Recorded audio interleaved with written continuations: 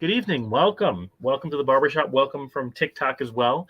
So glad to see everybody here at the Barbershop. As you know, we're going to be sharing the show with a couple of folks in for the next couple of minutes. So just bear with us. Just hang out with us. Tonight we're talking about dominance, and tonight we're specifically talking about my. See, would it be titled the show? I didn't want to tell CC the title I really wanted to call it. So the topic of the show says, are you really a dominant guy? But what I'm secretly calling the show is CC. Now, if you don't know, CC's down below. She's running the ones and twos, making sure that the show gets published properly. Whoops, there we go. My show's actually on Facebook right now, so we're going to share it. But what I'm secretly calling the show is not necessarily are you a dominant guy, but are you a dominant guy or are you an asshole? And moreover, are you being abusive? And so we want to talk about that because I think it's really important. And I think it's, it's something that we really need to talk about and really define dominance. I'm going to share this on Facebook really quick to make sure that we're sharing it. And then hopefully I can share it. I could probably share it with a couple of folks in my messengers too to make sure that they are watching it. So let me make sure I do that. Let's make sure that that's shared. All right, cool. I don't think we want to share that with my cousin. We're going to talk about some very interesting topics tonight. I want to make sure that we're I don't want to get my family involved. So tonight's topic is are you dominant or are you an asshole? Or moreover, just are you a dominant guy, right? So, of course, the show is brought to you by Bold, Fabuplus, That Professor Life Coaching. It's brought to you by WGSN-DB, Going Solo Network Radio, and Going Bold Wednesday, as well as Going Bold Network. Catch us on Roku. Catch us on all the other places that you can catch some. We're really doing a lot of great stuff. I think, what do we have, like a gajillion impressions now, CC? So many people are finding us. So good question, T. On YouTube, you can just search WGSN-DB. Are you dominant? You'll find it there. You can also just go straight to my stories on Instagram, and you'll see it there as well. So a lot of great stuff going on with me. Teaching's great. Job's great. I'm going to jump into this topic, though, because I feel like we update all these things, and we don't get into the actual topic for about 10 minutes. So I'm going to take a quick, very brief moment of silence. We like to do a moment of silence and or a prayer. So if you're a prayer, you can pray. If you're a moment of silencer, give a moment of silence. Put some positive energy out in the world, and then we're going to get into the topic of the show. So.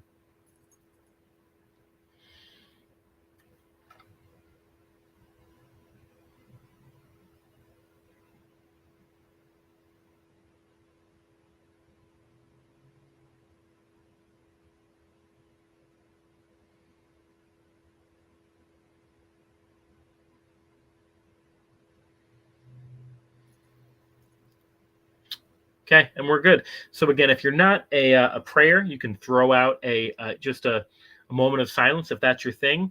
Just throw out some positive energy. So what are we talking about today? We're talking about dominance versus potential abuse versus what we're seeing with regard to being a dominant person both in your relationship. We can talk about it being in the bedroom, talk about it being out of the bedroom. We've already got a comment from the Rev Graham. I am dominant when need arises. Other times I am an a-hole, but mostly I am 50-50, and that's fair. It's hard to disseminate, right? the difference between the two. How did this kind of arise? We're going to talk about that in a little bit. I always start my podcast with a couple of movies that can kind of reference dominance and whatever the topic is. So the couple of movies I started with, obviously, we're going to talk about 50 Shades of Grey.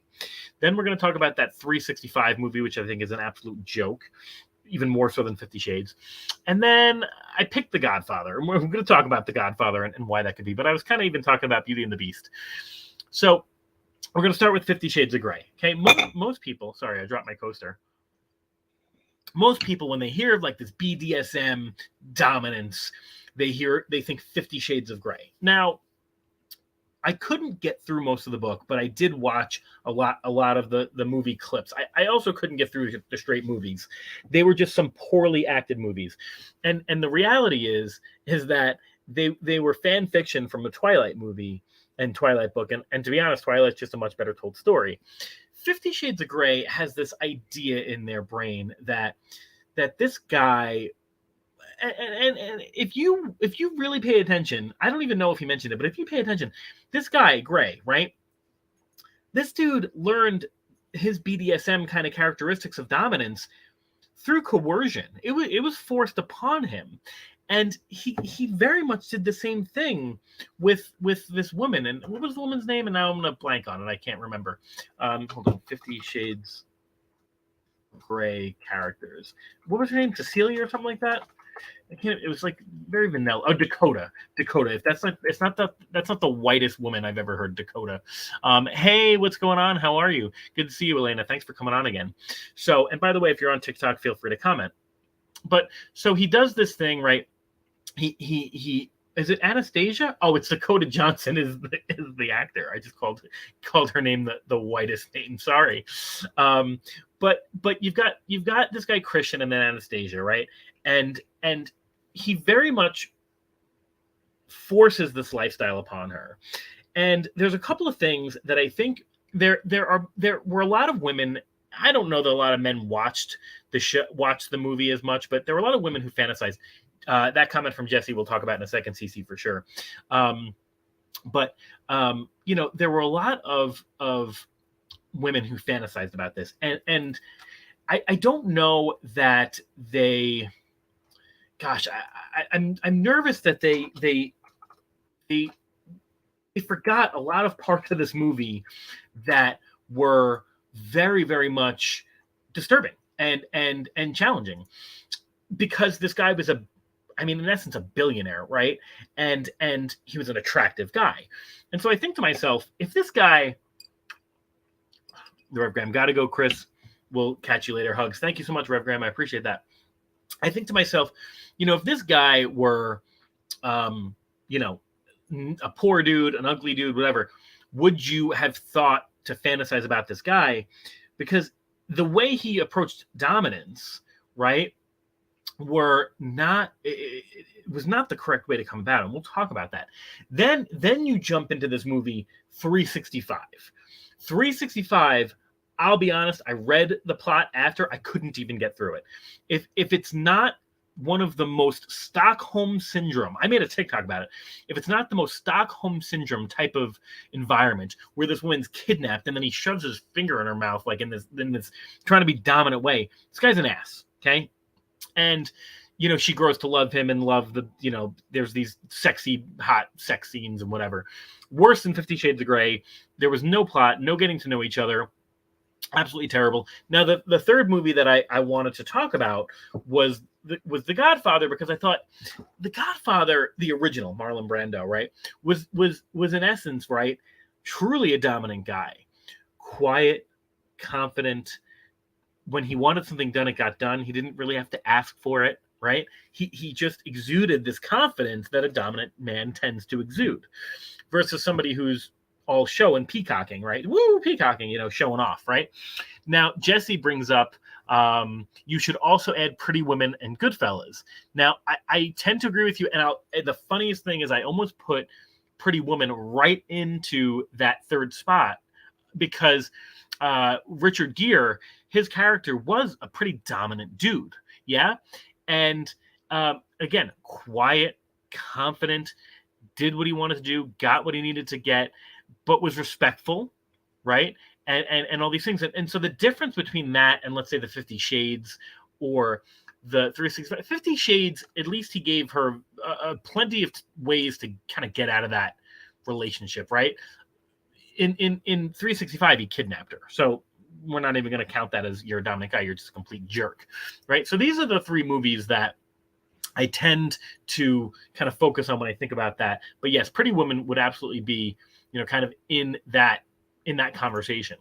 So where did this come about, right? So after we go through the three movies, I talk about how this came about in my world and why it came about in that way. And, I see a lot of, maybe it's my algorithm on TikTok, but I see a lot of folks talking about dominance. And there's also this talk about, there's a lot of male podcasters going, "Oh, I'm an alpha male. I don't need to do nothing. I'm an alpha male."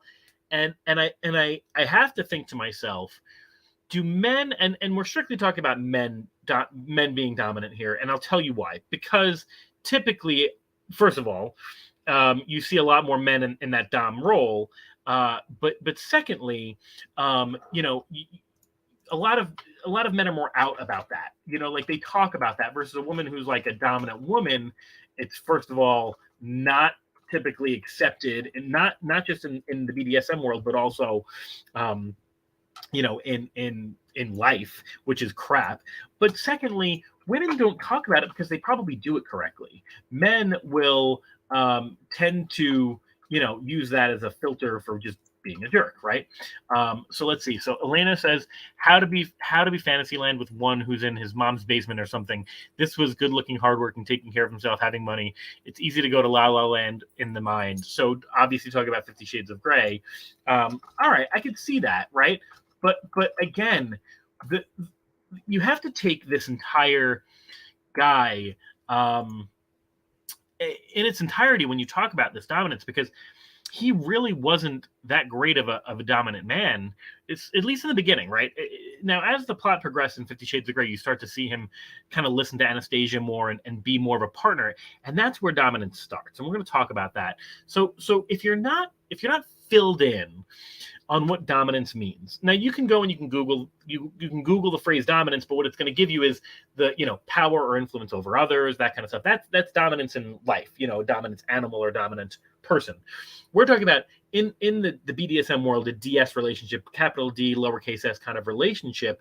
And dominance and submission is a set of behaviors, customs, or rituals involving the submission of one person to another in some sort of an erotic episode or lifestyle. It's a subset of BDSM, right? The DS part of the BDSM, right? And so what you'll start to see are those, those types of things. Now, you'll see, let's say, a couple of phrases. So the phrase that we really want to talk about today, right, is dominance, right? So, and we're specifically talking about male dominance.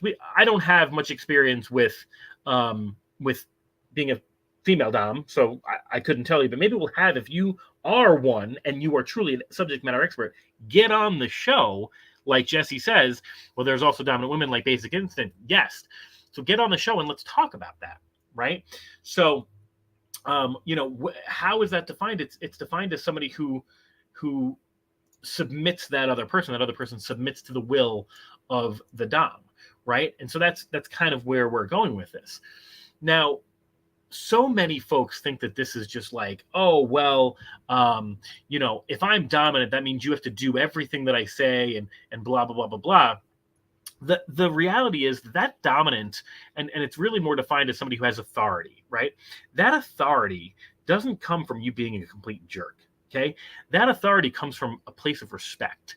And the interesting part about that respect is it's got to be earned. So I see this so often. It's one of the reasons that I wanted to do this show, is that so many folks will message me. Now, not self-serving, not trying to be self-serving. I'm not trying to make this about me. I'm truly trying to educate tonight. But I am told off the bat, I tend to have a more dominant personality. I walk into a room, I'm normally not in a t-shirt, I'm in a suit, right? And I tend to dominate a room, but I also tend to dominate a relationship, right? And that doesn't mean that I'm selfish or I take more from, it just means that I dominate that relationship. So you'll see often in my DMs, very often, sir, Mr., which should be doctor, let's be real, I'm kidding, daddy, which is crazy to see that people will actually use that phrase so quickly and so liberally when messaging somebody, because that is a phrase, that is an authoritative connotation that is not to be used lightly. And so I have to wonder to myself, number one, are men taking advantage of that? Number two, why do I have three fingers up? I don't know.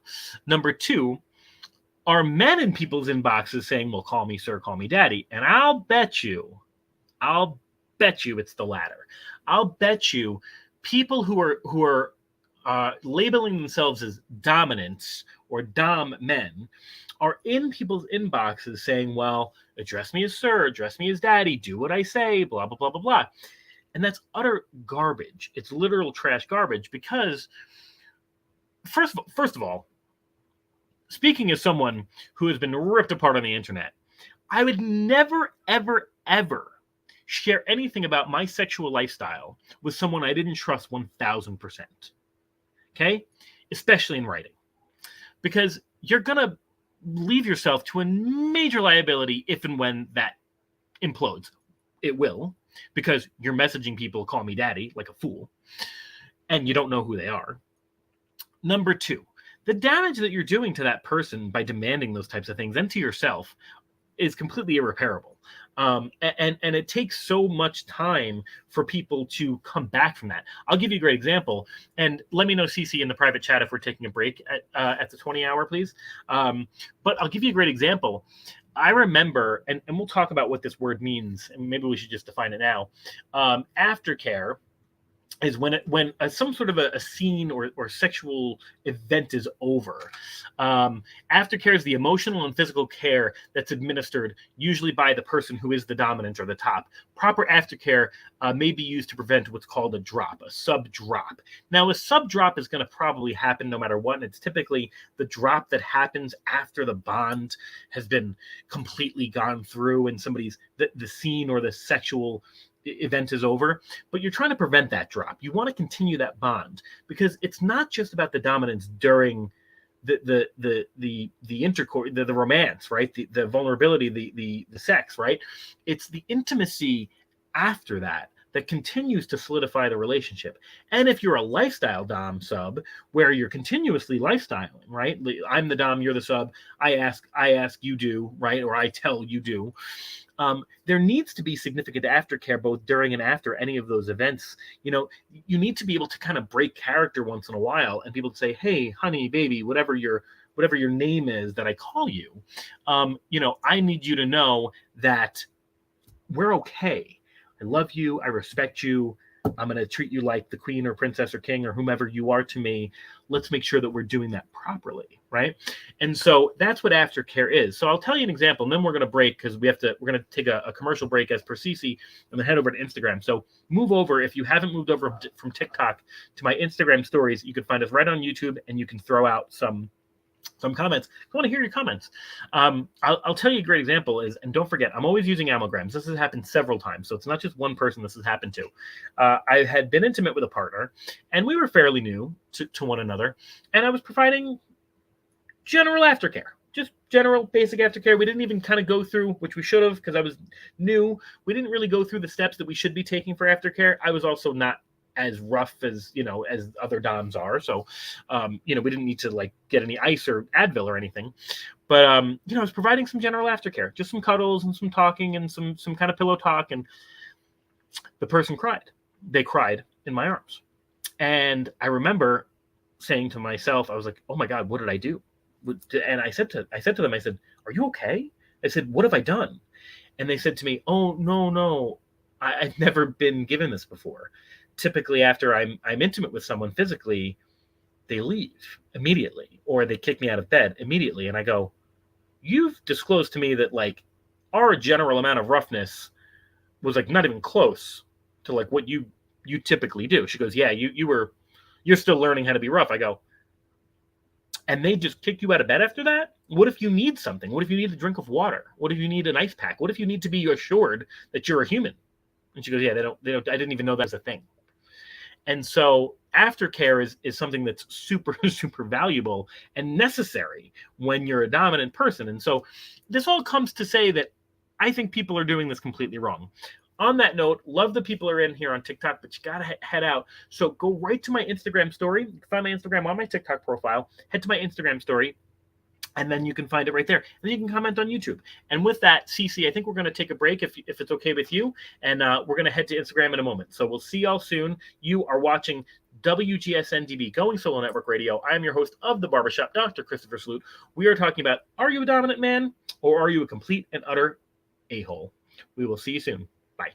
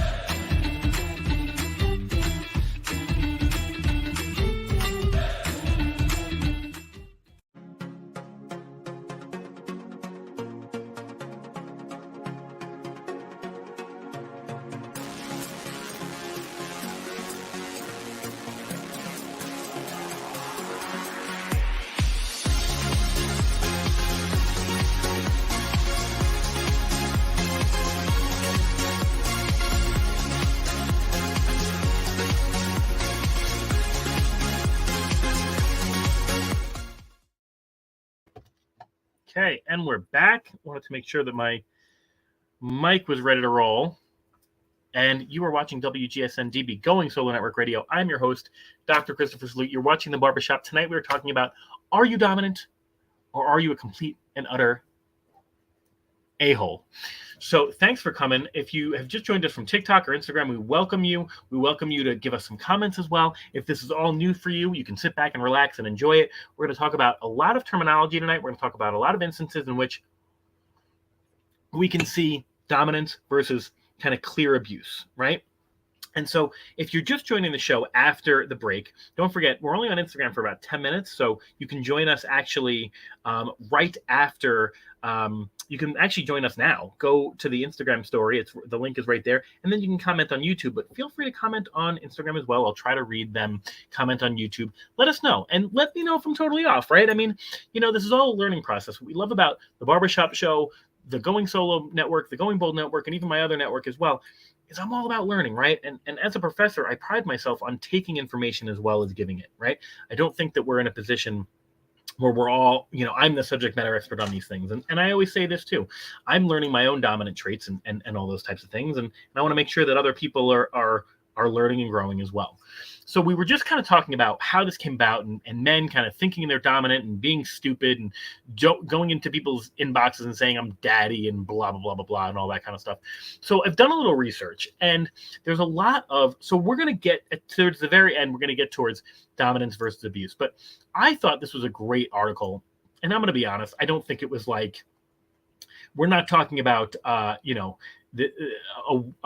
wonderfully written, white research paper. And a white paper, by the way, is a research article that is backed by scientific data, right? So, but look, I'm going to be real with you. It's from liveboldandbloom.com. So take that information from what you will, right? But it says the 11 traits of a dominant person. And it resonated with me because I really liked it. The first one, and we may not even get through all 11 because there's other articles I want to bring into this conversation, but the first one is he exhibits self-control and self-discipline. And I want to talk about that first and foremost as probably one of the most important characteristics as somebody who is saying that they are dominant. Too many men are folks who enjoy the idea of being served and being in control, but they themselves don't have the self-control and discipline to be dominant. Now, I will say this. Now, I trashed 50 Shades of Grey on TikTok and earlier on YouTube. I will say this. There was a scene in the book, and I think they replicated it in the movie. I'll be honest, the movie was terrible. He gets up early to make breakfast, start his day. I remember he winds up cooking Anastasia breakfast, and then he starts his day and gets to work. And I remember thinking to myself, at least they got that right for two reasons. One is Christian Grey's his schedule was very important to him because he had self-discipline, right? Number one. The other thing that I liked about him, we call this kind of a service dominant trait or a service dominant activity or event, is he either cooked for her or he had his chef cook for Anastasia. Also very important, right? Because as somebody who is, if you're going to be dominant, right, there are certain parts of that dominance that you need not neglect, and I think a lot of men do, is that not just aftercare, but taking care of your partner. When you're a dominant person, right, the whole point of being dominant, right? Okay, so Craig Capine says his maid cooked for them. Okay, that's fair. But he still got up early, and he still made sure she ate. And that, I think, is a pivotal part of this conversation, because when you're a dominant person, dominance comes from the idea that you can control a situation without having to control the situation verbally or with your body, right? So there are types of dominance in which, okay, we're going to tie you up and we're going to do the thing, and that's cool, right? But typically, one of my favorite quotes from my friend Timmery is, a lion doesn't walk into the room and calls themselves a lion, right? Typically, you're able to have that level of control and discipline as a dominant man without having to ask for it too often, unless you're in a brat situation. We could have probably a whole series on this. But what does that mean? Well, it means that you've taken care of your partner in such a way that they don't want to leave that room. They don't want to be without you. They want what you have to show them and give to them and they trust that you're going to do it in a way that's going to be of value and in kindness and in safety, because you have never exhibited something otherwise. So in that 50 Shades of movie, he does a great job of having the self-discipline, getting up in the morning, making sure she's fed her breakfast. That's not a bad thing, right? So the other part of this in Live Bold and Bloom, he knows and uses the power of body language. Very, very similar, right? So similar to that kind of self-control conversation, he uses body language properly. And I think that that's really important to note. Again, if you're just joining, I hate 50 Shades of Grey. And I think it's the worst, probably one of the worst books ever written, the trilogy. I don't know how they got 3 books out of it. And I don't know how they got 3 movies out of it. But I will say this, they got a couple of those things right. Now, if you tend to see some of the other movies and books that I talked about with regard to body language, for example, The Godfather or Pretty Woman, 2 very dominant men. And we could talk about Al Pacino. He was dominant, but he also was peacocking a little bit in the way that he exuded his dominance or exhibited it. But in Pretty Woman and The Godfather, you see very dominant men using their body language in such a way that lets you know the folks in the room need to do what I say. Not because I'm going to tell them, but because they rely on me socioeconomically. They rely on me in such a way. I mean, like The Godfather was responsible for an entire economic system. So like the people around him weren't going to rebel, right? And the people who were his enemies weren't going to fight him because they probably relied on him too, or they were afraid of him, right? The other part of this, the third, and we'll probably leave this article in a second, the 3 most important were the body language, the idea that you have structure. But the third that I love, are you dominant, right, from Live Bold and Bloom, is he knows he's a work in progress and he does the work. Now, I absolutely love that, okay? Because somebody who is in a dominant sub kind of relationship, or just dominant in general, right, will always be of growth mindset. They're not going to be in a situation where they are the end-all be-all subject matter expert of everything and anything, and they know it all. They are always going to be in a situation, always put themselves in a situation where if they don't know something, they're going to learn it. And if they're learning it, they're going to let you know that they're going to improve. And if they've done something wrong, they're going to make sure that you're compensated and righted, whether it's compensated, where a give and take, where you get to do something that you wanted to do, or that you're compensated by for whatever reason, or whether it's aftercare or something like that, or understanding, or a conversation, right? And then they're going to move into a place that that they're going to grow from. So I think that's really important. There are some other ones. He knows what he wants. He's patient but relentless. He takes risks. All these things are part of this. This article, but I think those are the most important ones that we took away from this article. Now, there's another great article, 21. You should just Google this because I'm not going to have time to read it. But 21 erotic films hotter than the vanilla shitstorm that is 50 Shades of Grey and 50 Shades Darker. And that, I think, is a great article. It's on InsideHook.com. So definitely take a look at that. Just Google movies better than 50 Shades, because the other part of that conversation is the conversation that they had, or the relationship they had was very vanilla. It really didn't hit the BDSM, the DS kind of relationship that we tend to see in true dominant relationships. So Allie says, I want to clarify the phrasing of being dominant and being a dominant. Yes, very important. You can successfully be dominant while being abusive. The article A makes a huge difference. I think that's really important to note, Allie, and I appreciate you bringing that up. And as noted, I'm growing and learning, right? So you can be a dominant person, but being a dominant is a very different kind of situation. And to her end, being dominant doesn't necessarily mean being a dom. But here's what I want to clarify, and this is the problem in this conversation, Allie, is that most men think that when they are dominating, they are a dom or a dominant. And that's the problem, is they're forgetting all of the nurturing, all of the things that need to happen. The other part of it is we as men don't truly understand what it means to be dominant, right? You could hit your chest and yell at people and fight, and you can force people to your will and blah, blah, blah, blah, blah. That's not really being dominant, and it's not having a dominant personality. It's kind of just, like I said, peacocking, and it's showing someone that you've got the ability to do whatever it is that you want to do. The reality is it's a short-lived event that will probably end up in a loss anyway, right? Being truly dominant forget the A and forget the capital D that Ali had mentioned. Being truly dominant, typically, and I'll disagree with you. It depends. I'm going to disagree with you for the moment. We can debate this, Ali. If you're truly dominant in a dominant situation and you take pride in your dominance of a room or dominance and control of whomever is around, I believe, and this is a personal opinion, I'm not a sex therapist, so don't take it from me, but let's just talk about dominance in the true word of, just dominating a situation.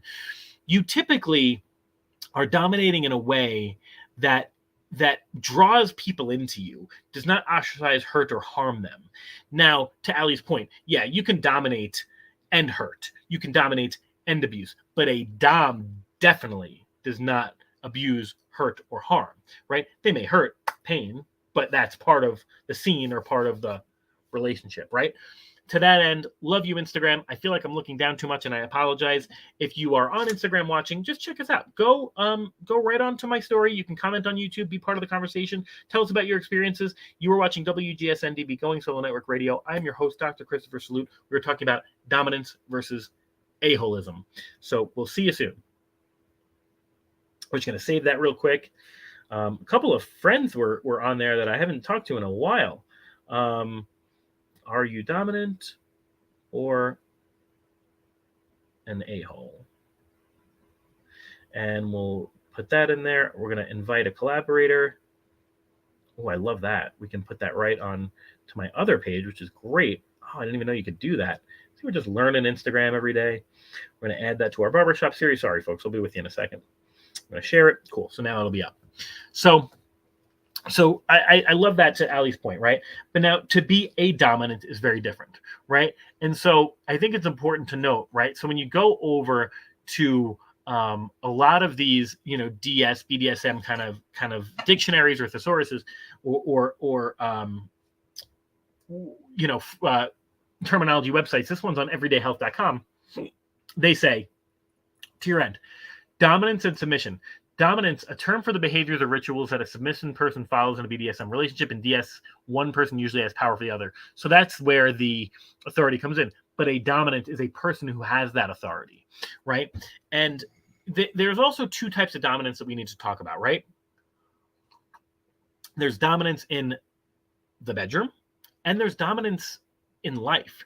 See, there are some folks who enjoy that lifestyle 24/7, or at least part of their lives being that dominant kind of thing. So you might hear somebody who's a dominant request or suggest or command that you say, please, sir, when you do something, or that, when you're suggesting something, or when, let's say your spouse says something like, well, you should have known, blah, blah, blah, blah. And they might say, excuse me? Sorry, sir. What I meant to say was that, I noted before this event happened that blah, blah, blah, blah, and I'm sure you saw it, but you didn't act on it properly. And I'm wondering why that is. And perhaps you could fix that in the future, that kind of thing. Right. So, it's really important to note that there is a distinction between the bedroom and the lifestyle, right? Because you could be a lifestyle dominant, and it's something that really takes over your life. So we've spent some time kind of talking about what denotes dominance, right? And what denotes a dominant, right? But as we talked about during the beginning of the show, the theme of the show is, are you truly a dominant, or are you abusive, or are you a jerk, or are you whatever? And the question remains, what is the difference? And I would characterize the difference. There's a couple of differences, right? The few differences are, number one, it stems from that conversation that we started the show off with. It all begins with establishing a relationship of trust. So when someone's in your inbox calling you daddy or asking you to call them daddy, right off the bat, you can probably rest assured they are not a dominant. They're not a dominant person. When you need to request that off the bat, you're typically looking for a loyalty that you cannot establish. Because if you could establish it, you'd be patient and you'd understand. Now, the other part of it is people are constantly learning and growing. So this could be a baby dom. This could be somebody who's truly learning. So I don't want to take that away. But hopefully they've done enough research prior to engaging in that kind of conversation to note that you just don't do that right away, right?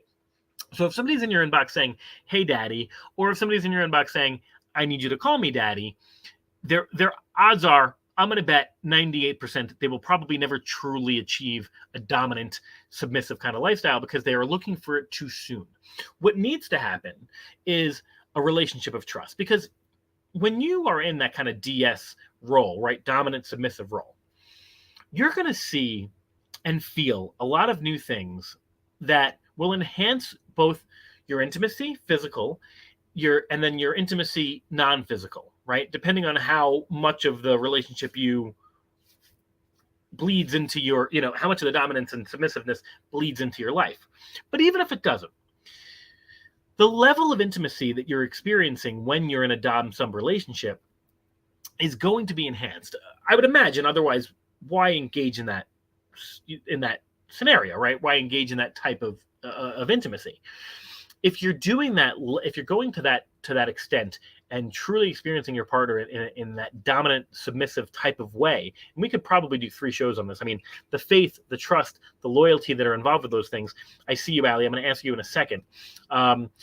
You're going to see a distinction between what you were feeling and what you're now feeling. That creates a lot of energy that's both very positive, but leaves you very vulnerable, both as the dominant and the submissive, right? So the trust and loyalty that you're going to need to have with somebody before you do that, very, very strong. Now, Allie says, I think the distinction is made very clear when you see someone who is more dominant in everyday life, but chooses to submit to certain, I'm guessing, to certain activities. Yeah, and I think you can see that. So there are a lot of folks who are dominant in everyday life who prefer to be submissive in the bedroom or prefer to be submissive at home. Probably the best situation, I don't know why I didn't think of this one, and it's a female dom, the show Billions, right? So you see Chuck Rhodes, who's the district attorney. He's a very dominant man. He's a politician. He takes down these bad guys. He's strong and he's forthright and all these other things. But when he gets home, his wife is the dominant in the relationship, yeah? Both in the bedroom and in kind of lifestyle a little bit. Well, no, I'm going to say not. They're very equal partners, or they try to be, throughout their relationship. It's really in the bedroom that she takes on that dominance role. But that's to Allie's point, where you see true dominance, not, as the difference between dominance and submissive, right? But it's true. And I guess my blind side is that I'm dominant in life and also tend to be dominant in my relationships, right? So T says, if we could bring that up for a second, so many conversations need to be had before entering into the lifestyle. And I 1000% agree. So if you're engaging in that lifestyle before you actually have that trust and loyalty conversation, you're probably doing it wrong. In fact, you're definitely doing it wrong, right? So that's number one. Somebody who enters in too quickly is probably going to be somebody who's abusive, right? Number two, now there are 1,001 ways to dominate, right? To be a dominant. But what you'll find is communication in any way, shape, or form. Now, we've talked about poly relationships. We've talked about all sorts of relationships. And we've talked about communication being extremely, extremely important, right? Paramount right now. When you're engaging in a dominant, submissive relationship, communication is without a doubt the number 1, 2, and 3 thing you need to be a dom, right? Is to actively communicate. Communicate about what your needs are. Ask your partner what their needs are. Make sure that your needs are aligned. First of all, asking a question like, do you submit? Are you a submissive? Are you open to that? Is it something that you fantasize about? Is it something that you've wanted to do? If it's not those things, then what are we doing here? It's very difficult to turn somebody who has no desire to be a submissive into a submissive, number one. But if they have no desire to be a submissive, you probably shouldn't be engaging in that activity anyway. Now, there is the rare circumstance where somebody doesn't know enough about the listyle and yada, yada, yada, yada, and so you can do that, right? But clear communication is absolute paramount. And I say this, and I will say this until I'm blue in the face, and I wish that I could put this more on the internet, but I have a professional life that I try to keep separate from these types of conversations. But having these conversations is so important, number one. Number two, and if you are in a DS relationship, or if you have experience in that kind of lifestyle and you don't agree with this, I'm going to challenge you on it, but I think you'll agree. Everyone thinks, if you're not in that kind of lifestyle, that dominants are strong and submissives are weak. Now, if you want to get ahead of me and put a comment up and tell me what I'm about to say, you go ahead and I'll read it. But you're probably not going to type as quickly as I can speak. In actuality, 1001%, in any DS relationship, the strength comes from the submissive. The strength comes from the person being dominated by the dominant. Let me explain why that is. Okay? The number one reason, the most obvious reason, is that Dom's power derives from his or her ability, but here we're talking about men, their ability to earn the respect, trust, loyalty, and in kind submissiveness of their partner. If they have not earned that, if their submissive does not give them the opportunity and ability to dominate them, the dominant has no true power or strength. That's number one. Number two is that a dominant tends to be dominant and need and want that control at first. And I would hope that they power through this and learn about themselves. But you tend to be dominant.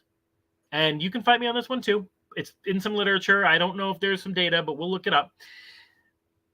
Now, the dominant tends to be dominant and need that control because they've got an insecurity that they are covering up for, as all folks do, right?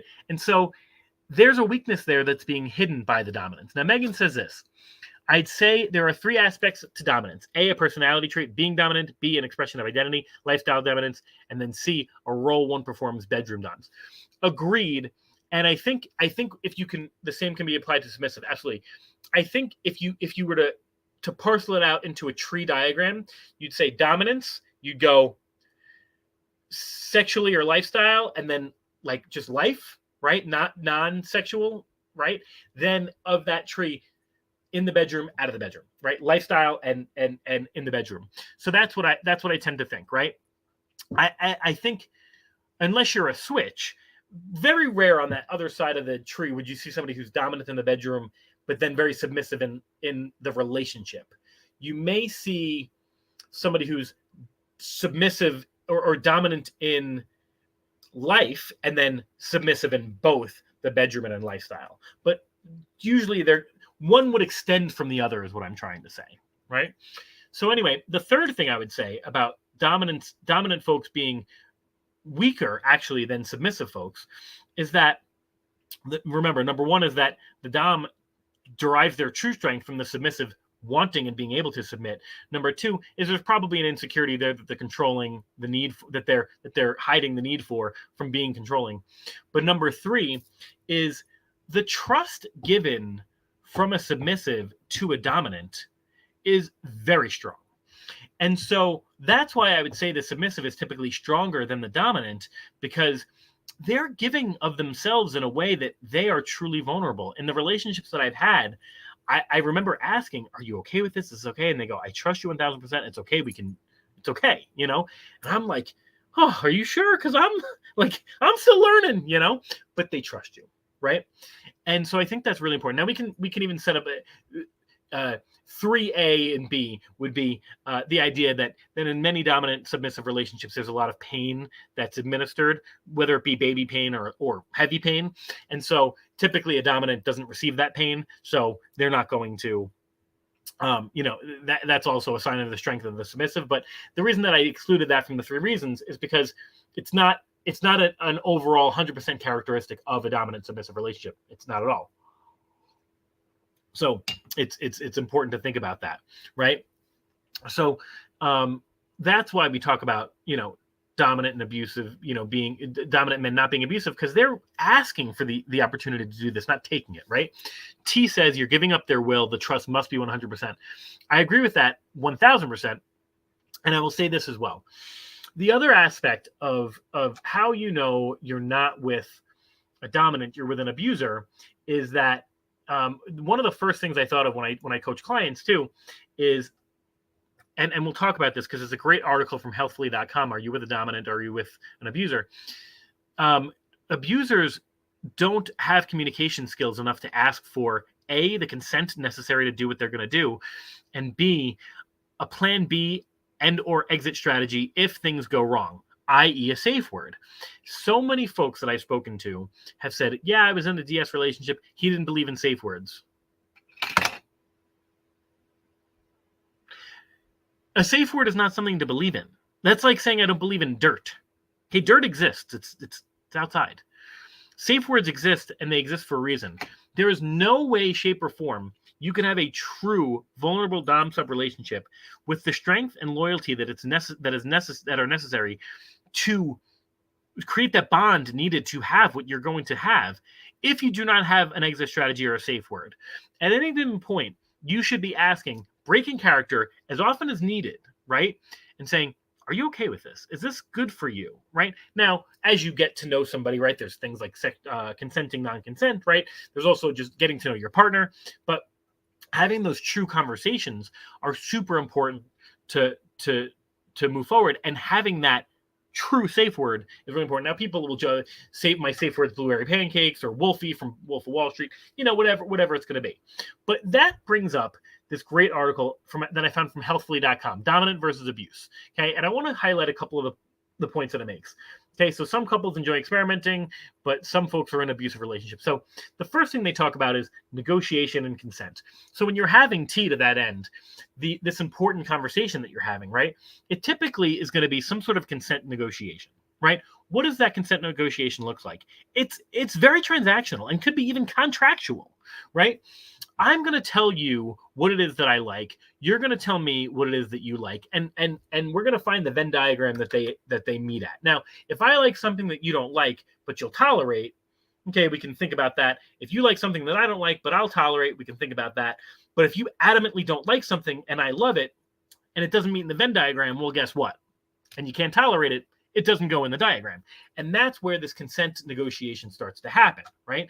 So what needs to start happening is you start to have these conversations that are truly important, right?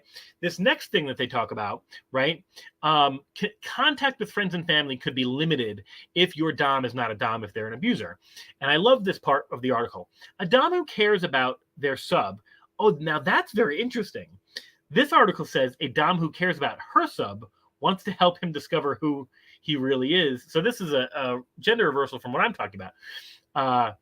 Who he really is, both in and outside of the relationship. If your partner has isolated you from your friends and family against your will, that's abuse. And I think while that's an important part, I mean, that's an easy indicator of any abusive relationship, I think it's important to note that a dominant truly wants what's best for their partner. They want to see them grow, be strong, be wonderful, and see them flourish and all these great things. They would never put them in a situation where they were isolated or felt less than. And that goes into the next point. They talk about safety, which I'll skip over because we talked about the safe word. But shame and self-esteem. In an abusive relationship, the self-esteem of a submissive partner is eroded or destroyed. He does not trust the dominant partner, or she does not trust the dominant partner.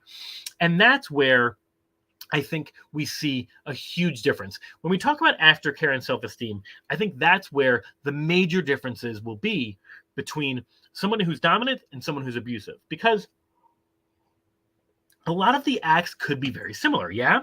You'll see, oh, well, this happened, that happened, there was some striking, there was some pain, he commanded me to get them a drink of water. All these things could be abusive and they could be dominant. Now, the difference is what happens before and after that event takes place. Number one, am I asking for your consent, negotiating, talking about safe words, building your trust, getting all these things that need to happen, assuring you that you are my world, my everything, you're my person, right? Maybe not my everything, right? But my person, right? And then afterwards, am I telling you how great you are, how important it is that we have this relationship, how much I value you, making sure that you have a life outside of this relationship, all those types of things, right? And so those are some of the major differences, I think, that the article highlighted. So we're coming up on 50 minutes, and I know Cece, if I haven't checked the chat yet, is going to yell at me for, not keeping within our time. But in a nutshell, and I think we're going to probably have to do this more because there are so many aspects of the DS Dom sub relationship that we haven't really talked about. For example, faith being something really important, right?